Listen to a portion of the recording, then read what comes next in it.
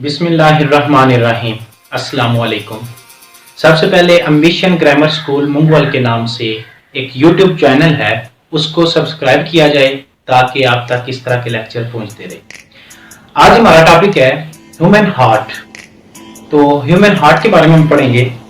तो मेरा जो लेक्चर है वो 7-8 मिनट तक 6th क्लास के बच्चों से लेके 10th क्लास के बच्चों तक, तो जो इसके आगे तकरीबन लेक्चर होगा 12 से 13 मिनट तक, तो वो फिर 9th और 10th क्लास के बच्चों के लिए 2-3 चीजें वो मैं बाद में मेंशन करूंगा। तो सारे बच्चे ध्यान से सुने कि हमारा दिल काम किस तरह करता है, इसके फंक्शन का पता होना चाहिए। हम क्यों सांस लेते हैं, हमें क्यों जरूरत महसूस होती है सांस लेने की। तो सांस लेते हैं तो हमारे अंदर खून जो है वो किस तरह जिस्म में जाता है, ऑक्सीजन वाला खून।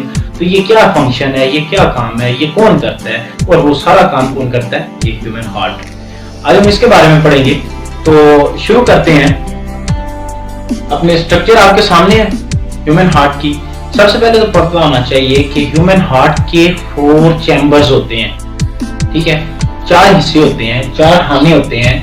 तो पहले जो ऊपर वाले 2 होते हैं उनको कहते हैं एट्रिया, एक को कहते हैं atrium, right atrium, left atrium.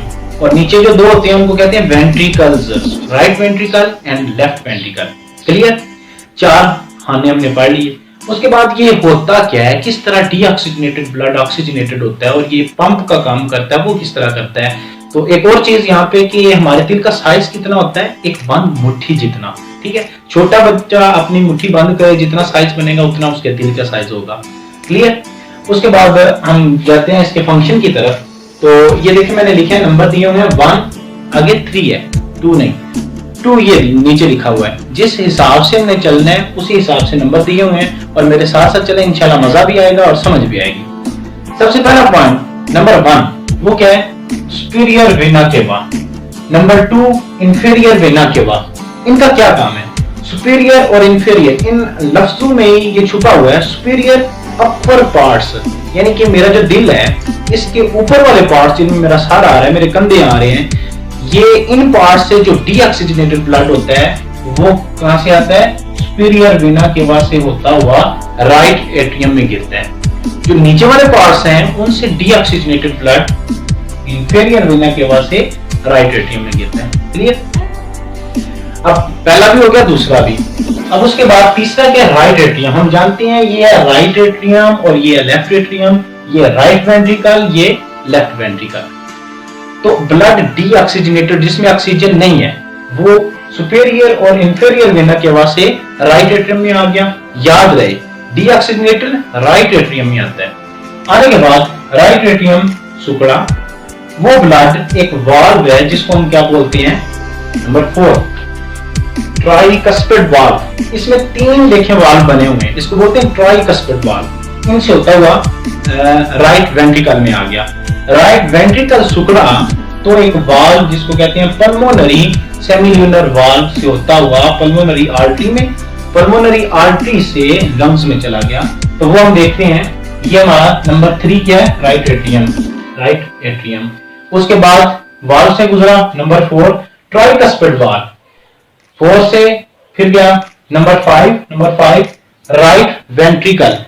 Right ventricle में राइट वेंट्रिकल सुकड़ा तो किस वाल्व से गया पल्मोनरी में, पल्मोनरी सेमिल्यूनर वाल्व 6 पॉइंट इससे गुजरा और कहां गया, ये जो आर्टरी है उसको क्या कहते हैं, पल्मोनरी आर्टरी। और वो कहां पे खुलती है, लंग्स में, फेफड़ों में खुलती है। फेफड़ों में चला गया डीऑक्सीजनेटेड ब्लड। अब जरूरत महसूस हुई कि हम सांस लें, सांस लिया, वो ऑक्सीजन गई फेफड़ों में, तो जो डीऑक्सीजनेटेड ब्लड था वो ऑक्सीजनेटेड हो गया। ऑक्सीजनेटेड होने के बाद number 8 pulmonary vein. Pulmonary vein से वो किधर आया, लेफ्ट एट्रियम में, ठीक है। लेफ्ट एट्रियम से एक वाल्व है जिसको नंबर 10 बाइकस्पिड, लेफ्ट एट्रियम में आया। और 10 नंबर बाइकस्पिड वाल्व, उसको हम बोलते हैं बाइकस्पिड वाल्व। उसमें 2 वाल्व होते हैं, पीछे हमने पढ़ा था ट्राइकस्पिड वाल्व, उसमें 3 वाल्व होते हैं। ये बाइकस्पिड वाल्व, इसमें 2 वाल्व होते हैं। इससे गुजरा और किधर आ गया, लेफ्ट वेंट्रिकल में। उसी तरह लेफ्ट वेंट्रिकल सुकड़ा तो एक वाल्व है उसको कहते हैं aortic semilunar valve number 12। 11 left ventricle में आया और 12 जो है एओर्टिक सेमिल्यूनर वाल्व से होता हुआ कहां पे गया, एओर्टा में। ये आपके सामने एओर्टा में चला गया। एओर्टा ने उस ऑक्सीजनेटेड ब्लड को सारी बॉडी में मुंतकिल कर दिया। ये था इसका शॉर्ट तारुफ, ठीक है।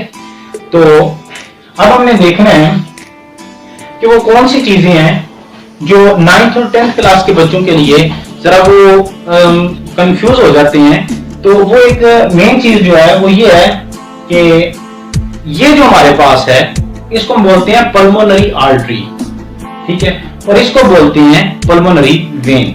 तो हम पढ़ चुके हैं, बारहा पढ़ चुके हैं कि आर्टरी जो होती है वो ऑक्सीजनेटेड ब्लड लेकर जाती है और वेन के अंदर डीऑक्सीजनेटेड ब्लड होता है। लेकिन इधर काम उलट है।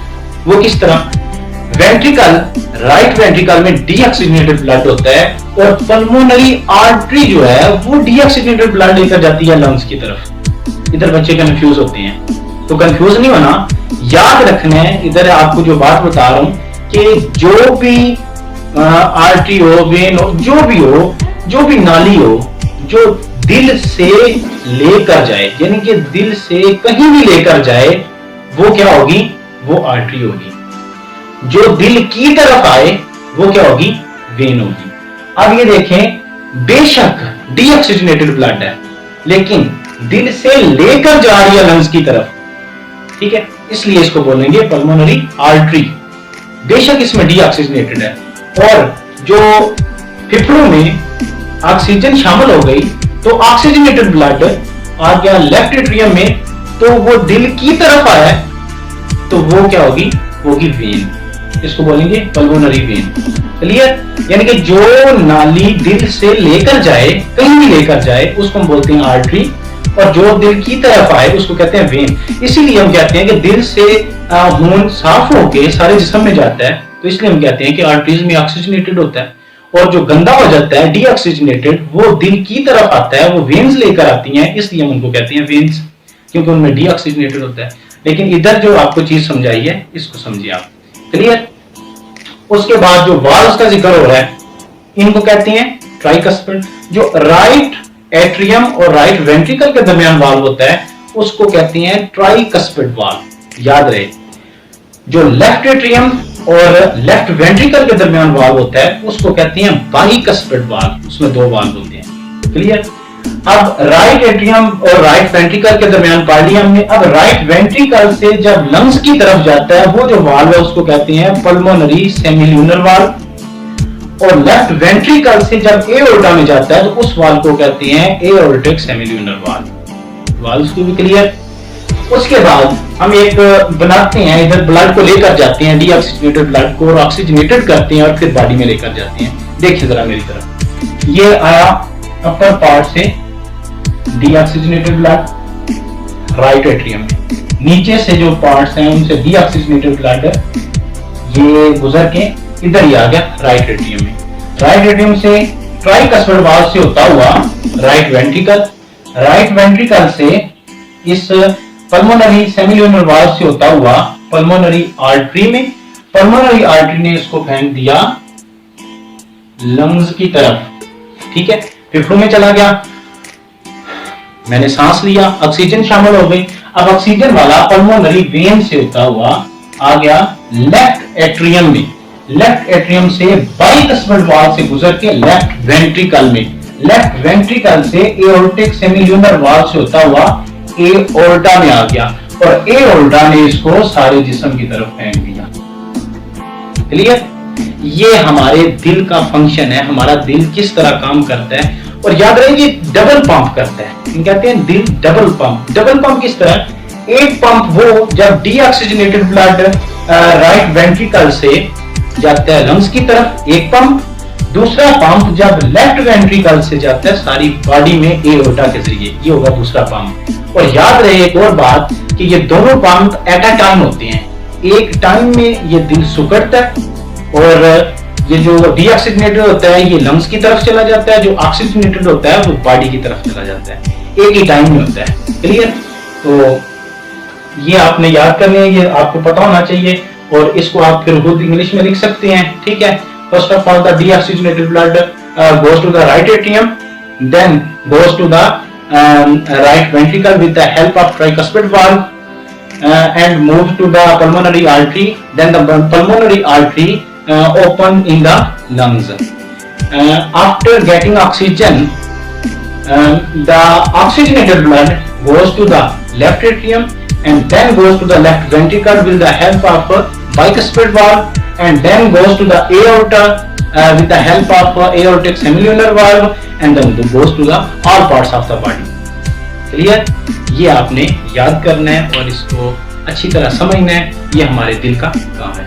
ओके, अल्लाह हाफिज, अपना ख्याल रखिए।